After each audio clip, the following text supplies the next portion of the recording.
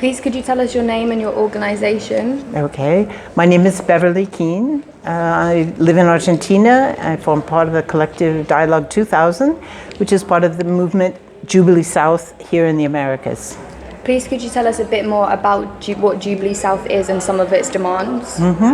Jubilee South is a movement, and we are a network here in Latin America. We began to come together 20 years ago, this time in 1999, in the midst of the Jubilee 2000 movement globally that was looking for debt cancellation for the poorest countries.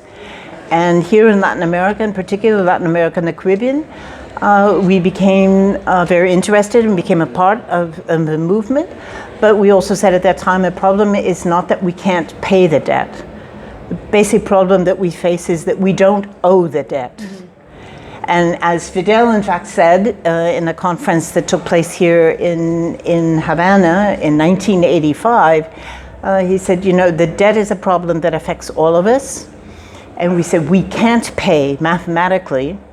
The more we pay, the more we owe. There's no end to it.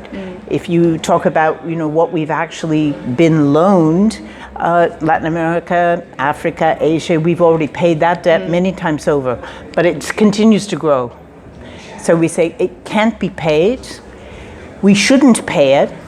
Morally, he says it's unacceptable to pay it because the consequences of paying the debt are misery, hunger, unemployment, devastation, and natural, ecological devastation, and the whole change in the structure of our countries, the economy, the environment, in order to place all of the economy and all of the environment and all of the people of our countries at the service of the debt, as opposed to the economy and the debt, in a sense, being at the service of people's interests.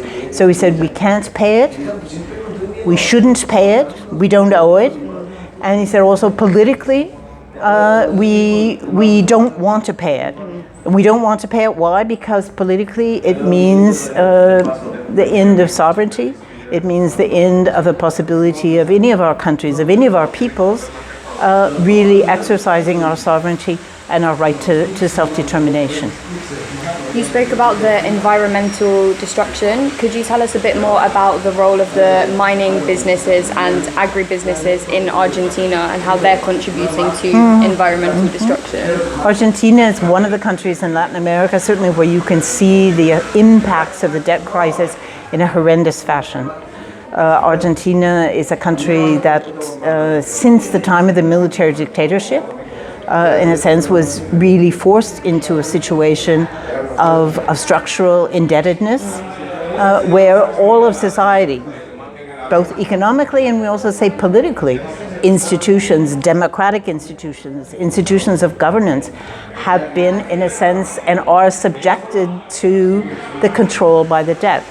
Now we have an agreement with the IMF which says what the economic policy of Argentina can be, what the policy of the central bank can be, and what it can't do.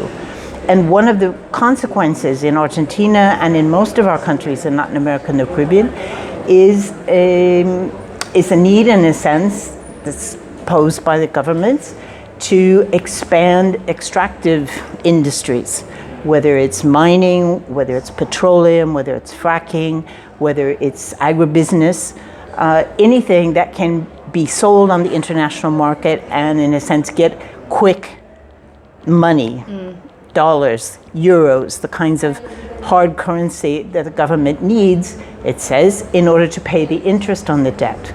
So in Argentina, for instance, as the debt has continued to accumulate, so as the emphasis within the economic policy of an extractivist economy. So huge mega mining projects, open pit mining, has expanded over the past 20, 30 years in Argentina at astronomical proportions. In Brazil, in Central America, anywhere you go, in Ecuador. And why you hear the governments always saying, we need the money that comes in from the sale of those resources in order to pay the interest on the debt. So we have a really diabolical or perverse circle We say we pay a debt that is illegitimate, a debt that the peoples of Latin America and the Caribbean don't owe.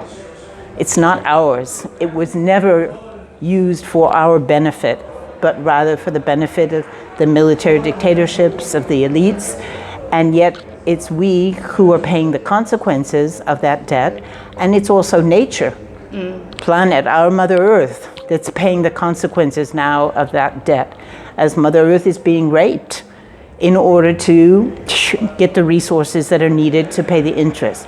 So a debt is illegitimate, tremendous social and economic and ecological devastation in order to pay the debt. And what happens as a result of that? Then you say there are more needs in society. So the government says, oh, we have more needs, we have more deficit, so we need more debt. A very perverse circle that we say from Jubilee South perspective can be broken, it must be broken. And the way to do that, first of all, is to plant that the debt, first of all, is not ours. We don't owe, we shouldn't be paying. And secondly, all of the institutions like the IMF, the World Bank, the Inter-American Development Bank, the free trade agreements that have been signed over the past decades in Latin America and around the world, all had to do with, in a sense, creating an environment that also obliges our country, forces our countries into paying for a debt that's illegitimate. So we say in order to break that cycle, we have to recognize the illegitimacy of the debt. We have to investigate it, we have to carry out audits of the debt, but we have to do those audits in a way that's comprehensive. We have to look at the financial debt, but also at the social debt, at the ecological debt, and very importantly, we have to look at the historical debt, because we have to recognize that there's a history of colonialism, there's a history of imperialist domination, there's a history of slavery that also is a part of that debt.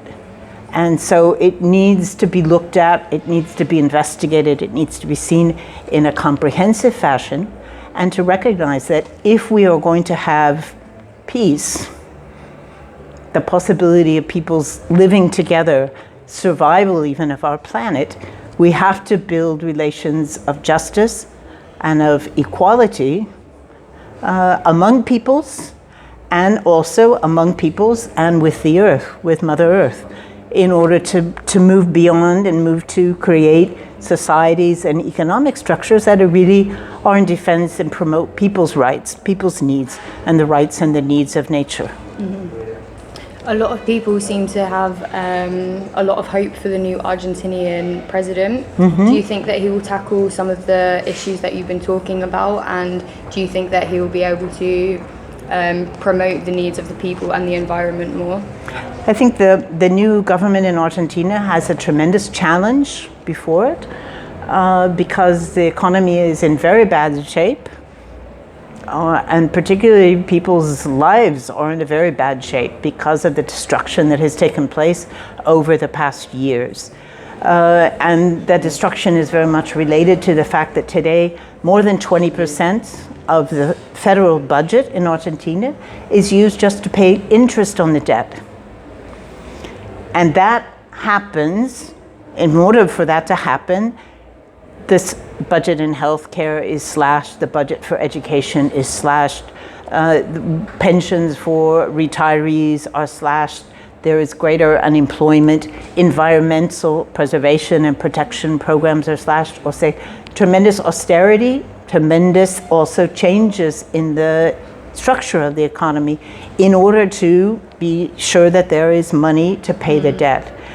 And the money is coming at this point also from the loan and from the agreement with the IMF. And that means that today for the new government to have resources to begin to respond to the demand that exists in society. I mean, 30% of the population of Argentina today is living in poverty. Hunger is a tremendous problem in Argentina, which is a country which produces food for the entire world. I mean, there's no logic to that. The only logic that exists there is the logic of exploitation. And it's the logic of exploitation that the debt imposes, that the IMF imposes, and that the extractivist economy also imposes on the country. So we have to break that logic. And the new government will have a very tough time gathering the strength that it needs, the political will, the conviction that it needs in order to take society and take the kind of demands and mobilization that we see in Argentina, because we are a country that has tremendous mobilization, tremendous resistance to these policies, but the government has to say, we're going to depend on what people need and not what the banks are demanding. Today, that's a huge challenge. The government in its campaign has repeated lots of the same language that we've been hearing for years, which is that we need more open pit mining, we need more fracking, we need more soybeans in order to get the foreign currency, the exports, in order to be able to pay the interest on the debt. And we need to negotiate. The new government is saying we need to negotiate with the IMF in order to pay a little bit less, maybe take it a little bit longer. But we're saying as Jubilee South, we have to break that logic, because we know where it goes, and it goes nowhere. It goes nowhere that defends people's rights, that defends nature's rights. It's a logic that goes simply to putting money in the hands and in the pockets of the big banks, of the investors of financial capital. Thank you so much.